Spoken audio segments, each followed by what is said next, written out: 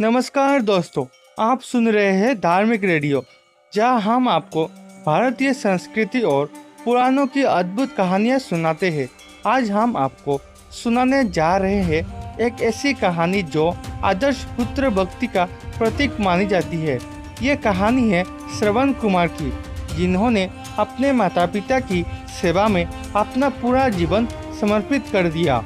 दोस्तों, ये कहानी भगवान राम और उनके पिता राजा दशरथ से भी जुड़ी है। इस कहानी से हम ये भी जान पाएंगे कि श्रवण कुमार के माता पिता ने राजा दशरथ को क्यों पुत्र विलोम का श्राप दिया था, जो श्राप आगे चलकर भगवान राम के 14 वर्ष वाले वनवास में परिवर्तित हो गया। दोस्तों, वीडियो के अंत में हम आपको बताएंगे कि इस कहानी से हमें क्या सीख लेनी चाहिए, जिससे हमारे जीवन और हमारे समाज को और भी बेहतर बना सके। वीडियो शुरू करने से पहले आप सबसे एक निवेदन है, कृपया हमारे चैनल को सब्सक्राइब करके रखें ऐसे भी और वीडियो पाने के लिए। दोस्तों, प्राचीन काल की बात है।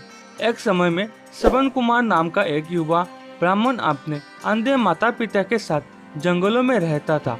श्रवण कुमार अत्यंत धर्मनिष्ठ और अपने माता पिता के प्रति असीम भक्ति रखने वाला व्यक्ति था।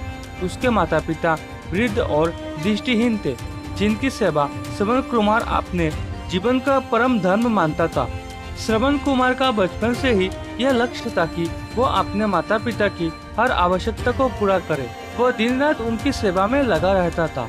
उनके भोजन, वस्त्र और आराम का ख्याल रखना ही उसकी दिनचर्या बन चुकी थी। माता पिता की सेवा से उसे अतुल्य सुख और शांति की अनुभूति होती थी।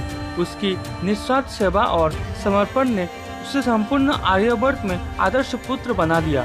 दोस्तों, एक दिन श्रवण कुमार के माता पिता ने उससे एक बड़ी इच्छा व्यक्त की। उन्होंने कहा, बेटा, अब हमारी आयु अधिक हो चुकी है और हमें तीर्थ यात्रा करने की इच्छा हो रही है। चारों धामों के दर्शन करना हमारा अंतिम सपना है। श्रवण कुमार अपने माता पिता की इस इच्छा को सुनकर बाप विह्वल हो गया। उसने बिना किसी विलंब के उन्हें तीर्थ यात्रा पर ले जाने का निश्चय किया। लेकिन समस्या यह थी कि उसके माता पिता चल फिर नहीं सकते थे। परंतु श्रवण कुमार ने अपनी बुद्धिमानी और अपने असीम प्रेम से इसका भी हल निकाल लिया। उसने एक काबर बनाई, जिसमें उसने अपने माता पिता को बैठाया और स्वयं उन्हें कंधों पर लेकर तीर्थ यात्रा पर निकल पड़ा। दोस्तों, श्रवण कुमार ने पैदल ही अपने माता पिता को चारों धामों की यात्रा कराने का संकल्प लिया। तपती धूप, ठंडी रातें और कठिन रास्तों के बावजूद श्रवण कुमार ने बिना किसी शिकायत के यह कठिन यात्रा की। उसके हृदय में केवल एक ही भावना थी, अपने माता पिता की सेवा और उनकी इच्छा को पूर्ण करना। दिन रात चलते हुए वह मार्ग में आगे आने वाली कठिनाइयों की परवाह नहीं करता था। उसके मन में केवल एक ही लक्ष्य था, अपने माता पिता को तीर्थ दर्शन कराना।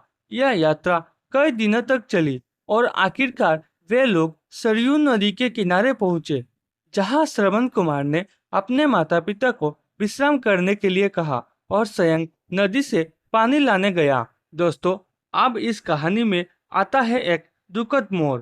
जब श्रवण कुमार सरयू नदी से पानी भर रहा था, उसी समय अयोध्या के राजा दशरथ शिकार पर निकले हुए थे।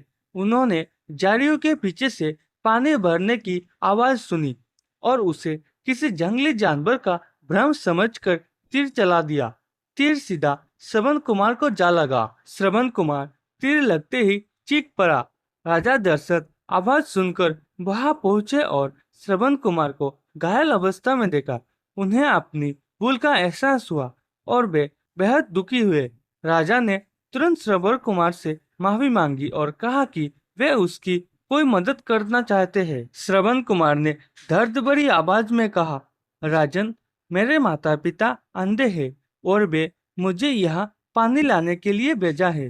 कृपया आप उन्हें यह पानी पहुंचा दीजिए और उन्हें मेरी मृत्यु के बारे में बता दीजिए। यह कहकर श्रवण कुमार ने अपने प्राण त्याग दिए। दोस्तों, राजा दशरथ श्रवण कुमार के माता पिता के पास पहुंचे और उन्हें पानी दिया। जब माता पिता ने राजा से पूछा कि उनका पुत्र कहाँ है, तो राजा दशरथ ने भारी मन से सारा वृतांत सुनाया। दोस्तों, यह सुनकर श्रवण कुमार के माता पिता अत्यंत दुखी हुए। उन्होंने श्राप दिया, राजन, जिस प्रकार हम आज अपने पुत्र वियोग में मर रहे हैं, उसी प्रकार आप भी अपने पुत्र वियोग में तड़पेंगे। यह कहकर दोनों माता पिता ने अपने प्राण त्याग दिए। दोस्तों, यह श्राप राजा दशरथ के जीवन में एक काले बादल की तरह छा गया। वे जानते थे कि यह श्राप एक ना एक दिन अवश्य फलीभूत होगा, और वह दिन तब आया जब श्री राम को 14 वर्ष के वनवास पर जाना पड़ा। राम के वियोग में राजा दशरथ का हृदय टूट गया और वे पुत्र वियोग में ही अपने प्राण त्याग बैठे, जैसे श्रवण कुमार के माता पिता ने किया था। दोस्तों, श्रवण कुमार की यह कथा सदियों से एक आदर्श पुत्र की कथा के रूप में कहीं और सुनी जाती है। श्रवण कुमार की भक्ति, सेवा और त्याग हर युग में प्रेरणादायक रही है। ये कहानी न केवल पुत्र धर्म की महिमा का बखान करती है, बल्कि यह भी सिखाती है कि जीवन में निस्वार्थ सेवा का महत्व कितना गहरा होता है।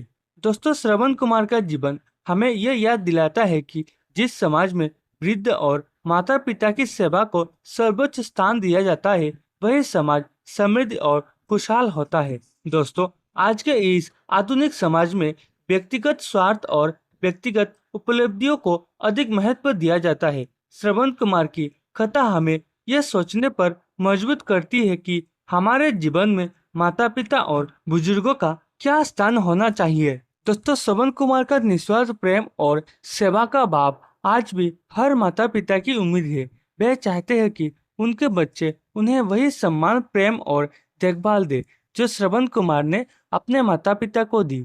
ये कहानी हमें इस बात का एहसास कराती है कि हम अपने माता पिता के बिना अधूरे हैं और उनके सेवा हमारा परम धर्म है। तो दोस्तों, ये थी श्रवण कुमार की अमर कथा, एक आदर्श पुत्र जिसने अपने माता पिता के सेवा के लिए अपने जीवन को समर्पित कर दिया।